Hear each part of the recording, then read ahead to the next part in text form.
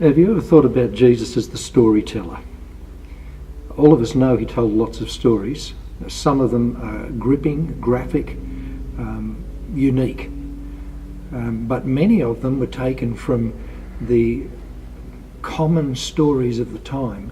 And Jesus took the story, twisted it a little, gave it a different feel.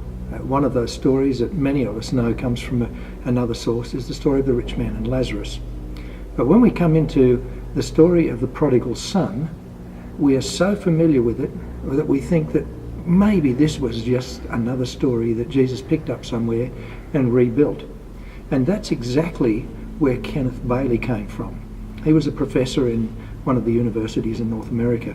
And he decided that he would go to the Middle East and seek to find the origins of the story, this story of Jesus, the Prodigal Son.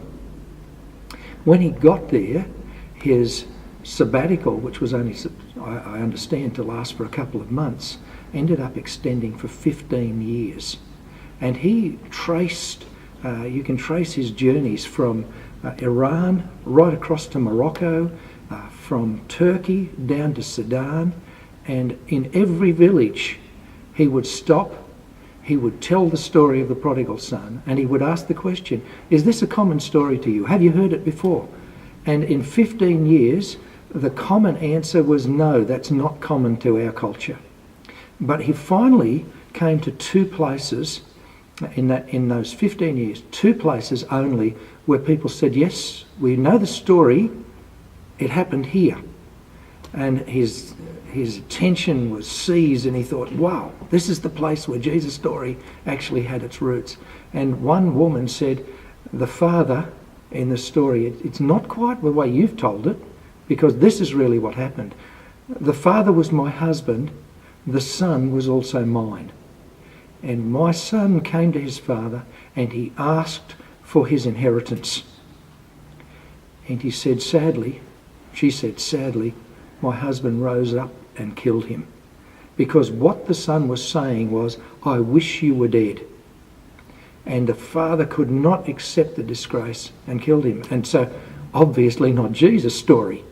And he went on and he kept searching and he came to another little village and he told the story and the response was, yes, but it's not quite the way you're telling it.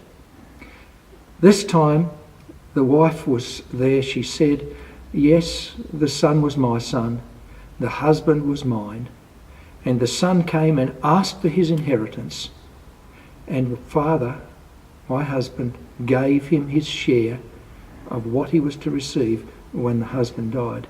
And within 2 weeks, my husband died of a broken heart. If you look at the story that Jesus tells, it has a very, very different twist. Here, in Jesus' story, the father constantly waits. He constantly watches. And when the son does return home, the father runs to him, throws his cloak around him, and makes sure that the Levitical law of Deuteronomy could not be fulfilled on his son, because that boy should have been stoned. But here the father puts his body on the line for his son. This story of Jesus is totally unique. A fabulous story which tells us of a father's love and points us to God the Father, who loves every one of humankind exactly the same. I'm the product of that love. I'm the recipient of that grace. I'm the one who has experienced the warm embrace, the kiss of the Father, the welcome into the family. The beauty of Jesus' story is, so are you.